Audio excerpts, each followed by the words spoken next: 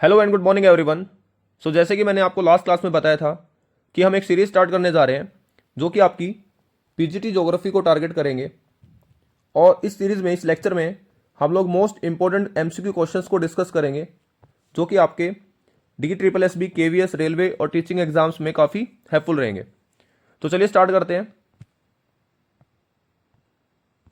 ये जो क्वेश्चंस होंगे वो आपके फिजियोग्राफी और क्लाइमेट जोन के ऊपर होंगे या क्लाइमेट कंडीशंस के ऊपर होंगे। तो क्वेश्चन नंबर फर्स्ट क्या बोल रहा है कि which one of the following is temperate desert. तो देखिए टेम्परेट डेजर्ट के बारे में ये पूछ रहे हैं। हालांकि ये क्वेश्चंस आपको इंग्लिश लैंग्वेज में मिलेंगे, लेकिन फिर भी मैं इसको हिंदी में इलेबरेट करूंगा तो ज़्यादा परेशानी आपको होगी नहीं। तो यहाँ पे एक टेम्परेट है, एक डेजर्ट है। तो पहले टेम्परेट को समझ लेते हैं क्या है। कि देखो, मान लो कि ये हमारा अर्थ है और अर्थ को मैं इस तरह से डिवाइड कर देता हूँ जीरो इक्वेटर से। अब एक बात और आपको ये समझनी है कि जीरो इक्वेटर से नॉर्थ की तरफ जो भी क्लाइमेटिक कंडीशंस होंगी वैसी ही क्लाइमेटिक कंडीशन आपकी साउथ में होंगी। ठीक है, वैसी ही क्लाइमेटिक कंडीशन आपकी साउथ में रहेंगी। हाँ, कुछ रीजनल क्लाइमेट कंडीशंस अलग हो सकती हैं, वो बात अलग है, लेकिन आप ऐसा मान सकते हो कि नॉर्थ में जैसी क्लाइमेट कंडीशन है वैसी ही आपकी साउथ में है। और हमने टेम्परेचर के अकॉर्डिंग हमारे अर्थ को डिफरेंट जोन्स में डिवाइड किया हुआ है। तो फर्स्ट हमारा जो जोन आता है वो ट्रॉपिकल जोन आता है, फिर आपका सब ट्रॉपिकल जोन और फिर आपका temperate zone. Generally temperate zone आप लोगों को 44 से लेके 66 तक मिलेगा। किसी बुक में आपको 42 भी मिल सकता है, 42 से लेके 66। लेकिन आप ऐसा मान सकते हो कि ट्रॉपिकल, सब ट्रॉपिकल, देन हमारा टेम्परेट। उसके बाद हमारा 90 डिग्री नॉर्थ, ये हमारा फ्रीजिंग एरियाज है, और 90 डिग्री साउथ ये हमारा फ्रीजिंग एरियाज है। और एक बात और आपको यहाँ पे ये याद रखनी है कि इक्वेटर पे देखो सन की जो अमाउंट ऑफ हीट है वो सबसे ज़्यादा रिसीव होती है। उसके बाद जैसे जैसे आप लोग इक्वेटर से नॉर्थ की तरफ शिफ्ट हो जाओगे और जैसे जैसे इक्वेटर से साउथ की तरफ शिफ्ट होगे वैसे वैसे अमाउंट ऑफ हीट है वो कम रिसीव होगी। तो इससे ये बात हमें समझ में आती है कि सबसे ज़्यादा हीट और टेम्परेचर हमें कहाँ पे मिल रहा है, आपके इक्वेटर पे। इक्वेटर को भूमध्य रेखा भी बोलते हैं। और अब आ जाओ डेजर्ट पे। तो डेजर्ट क्या है? देखो, डेजर्ट का मतलब क्या कि जहाँ पे एनुअल रेनफॉल काफ़ी कम है, लो रेनफॉल एरियाज हैं। आप कितनी लो रेनफॉल एरियाज? तो 25 सेंटीमीटर से भी कम जो एरियाज रहेंगे वो आपके डेजर्ट होंगे। ये यूनिट्स आप लोगों को सेंटीमीटर में भी मिल सकती हैं और मिलीबार में भी मिल सकती है। डेजर्ट भी दो तरह के हैं आपके। कौन कौन से? आपका हॉट डेजर्ट और आपका कोल्ड डेजर्ट। तो यहाँ पे कौन सा पूछा हुआ है? Temperate desert. तो टेम्परेट डेजर्ट सीधी सी बात है कि यहाँ पे टेम्परेचर कैसा होगा? कम होगा। और ये आपको कहाँ पे मिलेगा? तो अर्जेंटीना के पेंटगोनिया डेजर्ट में। बेटर अंडरस्टैंडिंग के लिए यहाँ पे मैंने एक पिक्चर को भी पेस्ट किया हुआ है जिससे आप लोग समझ सकते हो कि ये हमारा डेजर्ट है। Next question. अच्छा, नेक्स्ट क्वेश्चन में क्या बोल रहा है कि which one of the following is not tropical desert. Tropical desert कौन सा नहीं है? जैसे कि मैंने आपको पहले भी बताया था कि ट्रॉपिकल एरिया कौन सा है हमारा और आपका टेम्परेट एरिया कौन सा है। ट्रॉपिकल वो बोलते हैं उष्णकटिबंधीय क्षेत्र, ठीक है, जहां का जो टेम्परेचर है वो आपका ज़्यादा होगा। तो इसमें से कौन सा नहीं है? तो आंसर है आपका गोबी डेजर्ट नहीं है। बेटर अंडरस्टैंडिंग के लिए आप इस पिक्चर को देख सकते हो। ये चाइना है और ये हमारा गोबी डेजर्ट है। ये हमारा कैसा डेजर्ट है? अगर क्वेश्चन आपसे पूछ ले कि ये डेजर्ट कैसा है तो आप आंसर कर सकते हो ये हमारा कोल्ड डेजर्ट है। कैसा डेजर्ट है?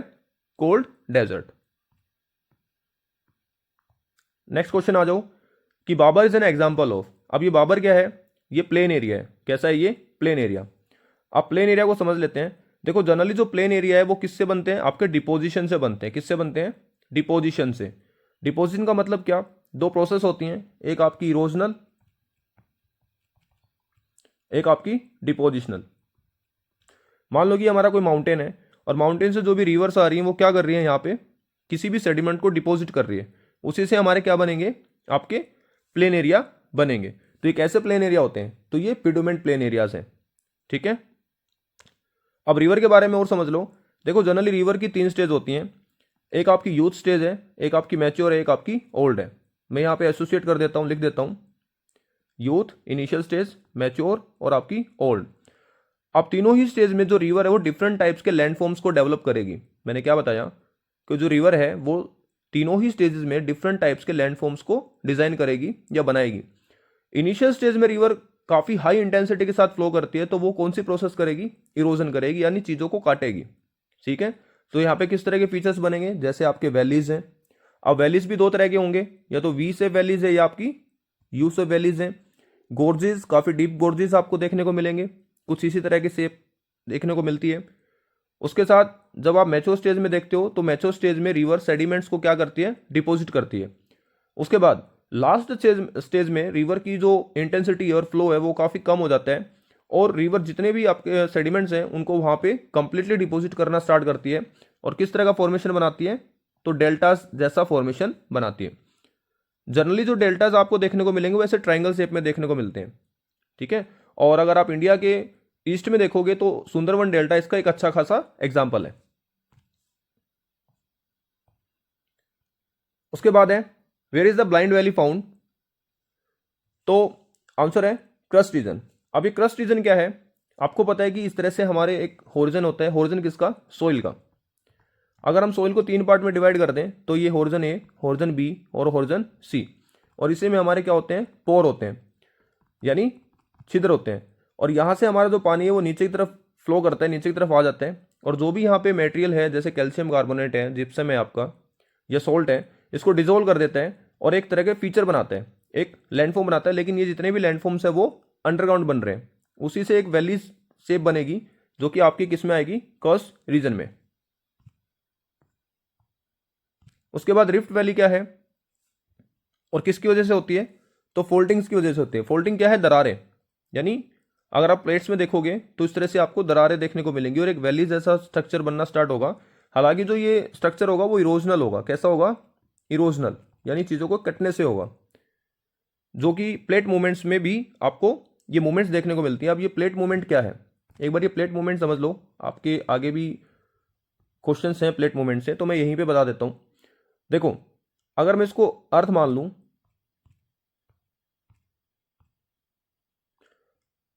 और इसका एक पार्ट इस तरह से कट कर दूं, तो यहाँ पे जो अपर पार्ट है वो लिथोस्फेयर पार्ट है, और लिथोस्फेयर पार्ट डिफरेंट प्लेट्स में डिवाइड है, और उसी प्लेट में आपको मूवमेंट्स मिलेंगी। अब 3 तरह की जनरली मूवमेंट हमें समझनी होती है।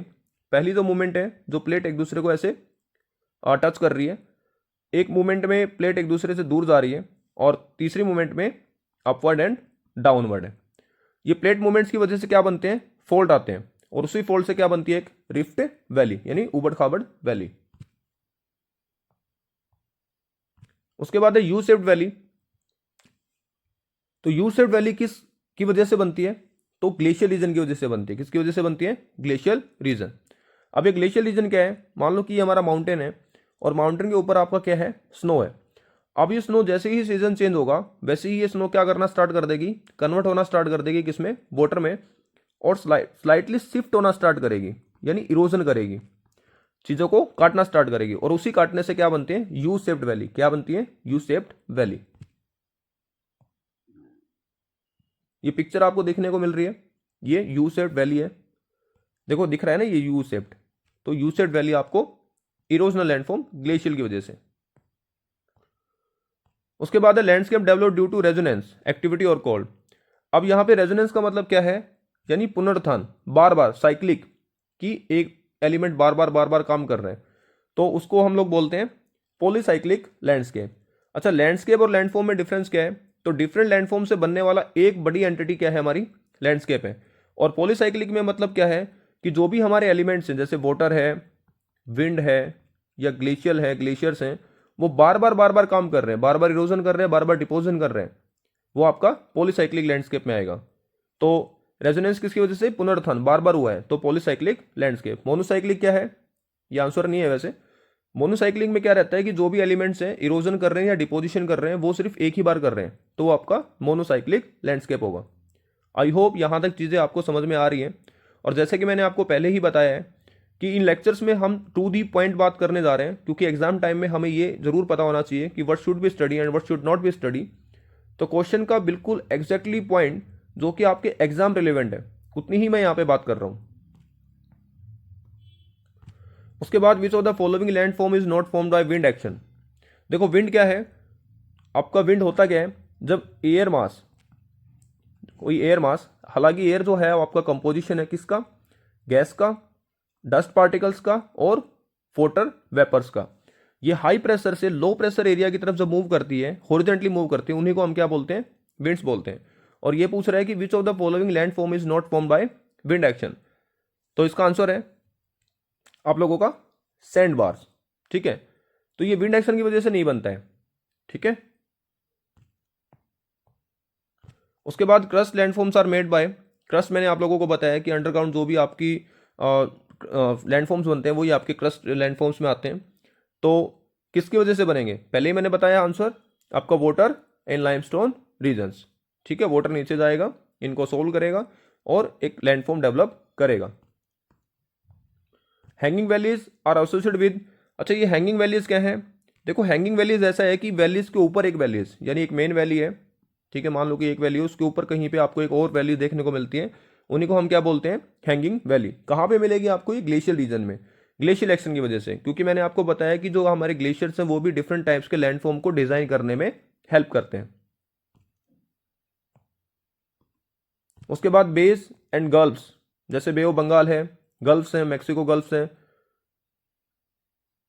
Usually made of the erosional work of, किसकी वजह से बनते हैं, तो वेव्स, जो भी हमारे ओशन की वेव आती हैं वो क्या करती हैं, कट करती हैं या डिपॉजिट करती हैं, तो उसकी वजह से इरोजनल है, कट किया है, क्या किसने किया है, वेव्स ने, क्या बना दिया, बे और गल्फ्स। उसके बाद असर्शन एंड रीजन क्वेश्चन है, काफी फेमस है आज के टाइम पे, एग्जाम्स में आपको हर जगह ये क्वेश्चन देखने को मिलते हैं। तो असर्शन क्या है हमारा, कि aridity is the distinctive characteristic of the desert. उसके बाद region the receive lower rainfall and have high evaporation, हाँ सही है। एरिडिटी का मतलब क्या, कि जहाँ पे बिल्कुल ही आपका एक्सट्रीमली ड्राई एरिया है, बिल्कुल सफिशिएंट मॉइस्चर नहीं है।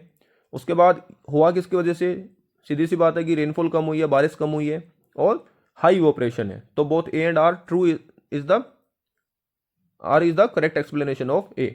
अब रेनफॉल की बात करते हैं तो जनरली रेनफॉल आपको तीन टाइप की देखने को मिलती है, पहली कन्वेक्शनल रेनफॉल, दूसरी आपकी ओरोग्राफिक रेनफॉल, और तीसरी आपकी फ्रंटल रेनफॉल्स। हमारे नेक्स्ट टॉपिक में हम लोग इन रेनफॉल के टाइप को भी और ज़्यादा अच्छे से इलेबोरेट करेंगे।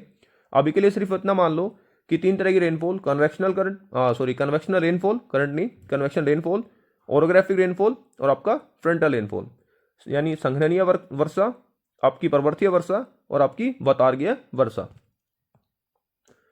उसके बाद है कि isobars are lines on map that connect point. Isobars क्या है, तो इक्वल प्रेशर को मिलाने वाली जो लाइंस हैं वो आपकी आइसोबार्स हैं। क्या बताया मैंने, कि इक्वल प्रेशर को मिलाने वाली जो लाइंस है वो आपकी आइसोबार्स है। प्रेशर क्या, देखो टेम्परेचर जहां पे ज्यादा होगा, मैंने क्या बताया कि टेम्परेचर जहां पे ज्यादा होगा वहां पे एटमॉस्फेरिक प्रेशर आपका कम होगा, और जहां पे टेम्परेचर कम होगा वहां पे एटमॉस्फेरिक प्रेशर कैसा होगा, तो ज्यादा। अब मैं मान लूं कि कहीं पे, हालांकि जो आपका प्रेशर है, एटमॉस्फेरिक प्रेशर है, उसको हम मिली बार में काउंट करते हैं। जैसे कहीं पे 1000 मिली बार प्रेशर है, यहां पे 1000 मिली बार प्रेशर है, और इस दो पॉइंट, सेम पॉइंट को मैं ऐसे मैच कर दूं तो ये लाइन कौन सी होगी, तो आइसोबार्स होगी। अगर यहाँ पे टेम्परेचर होता तो फिर आता आपका आइसोथर्म्स। तो आइसोबार का क्या है, इक्वल प्रेशर, यानी दो इक्वल प्रेशर को मिलाने वाली जो लाइन है उसको हम आइसोबार्स बोलते हैं। इसको हिंदी में बोलेंगे समदाब रेखाएं। मैंने आपको पहले ही बताया कि ये इंग्लिश में है, लेकिन मैं साथ साथ इसको हिंदी में भी इलेबोरेट कर रहा हूं, आपको ज्यादा दिक्कत नहीं होगी। तो आइसोबार्स मतलब समदाब रेखाएं। तो driest are of the earth, the driest area are of the earth कौन सा है, तो आपका सबसे ड्राइएस्ट है अटाकामा डेजर्ट है। कहां पे ये, अमेरिका, साउथ अमेरिका में है, यानी सबसे कम रेनफॉल होती है।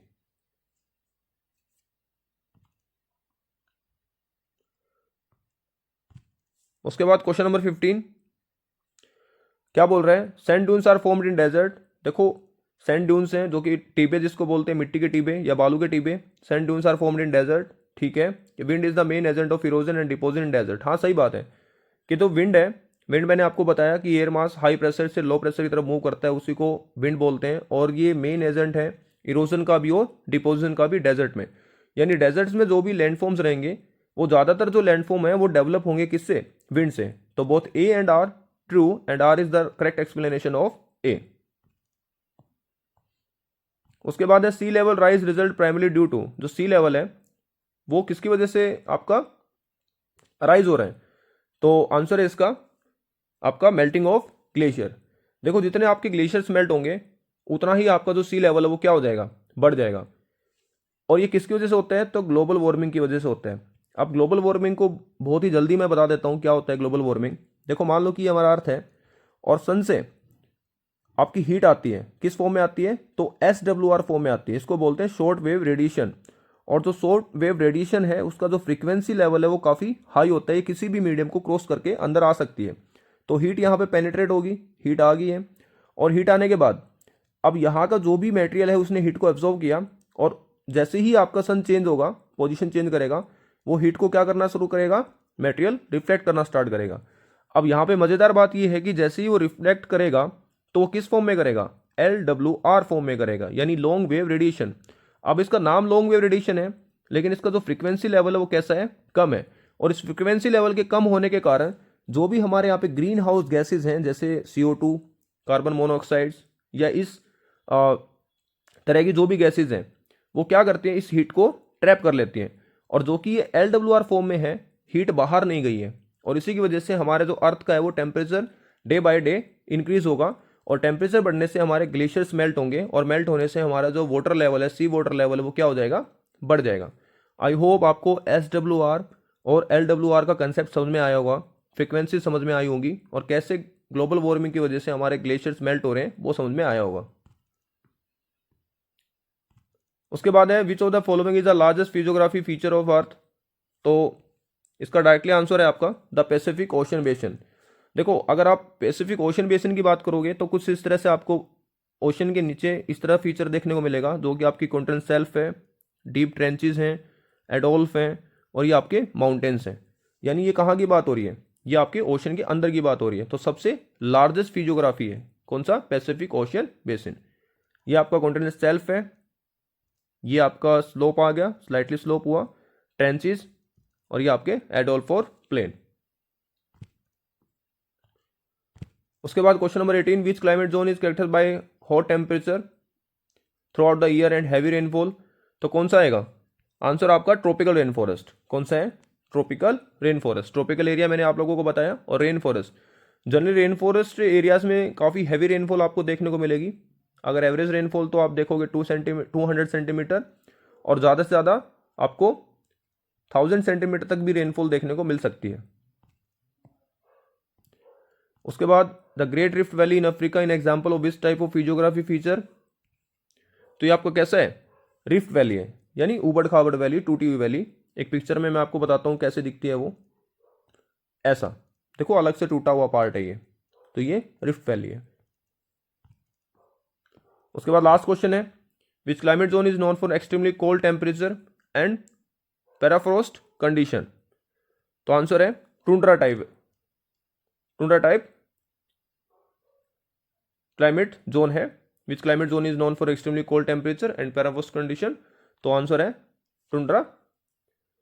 तो आई होप यहाँ तक चीज़ें आप लोगों को समझ में आई होगी, और ये मोस्ट इंपॉर्टेंट 20 क्वेश्चंस थे, ऑलमोस्ट प्रीवियस ईयर क्वेश्चंस थे, और ऐसे ही हम लोग नेक्स्ट लेक्चर्स में बात करते रहेंगे। अगर लेक्चर आपको इन्फॉर्मेटिव लगता है तो आप अपने फ्रेंड को शेयर कर सकते हो। आज के लिए सिर्फ इतना, bye and have a nice day.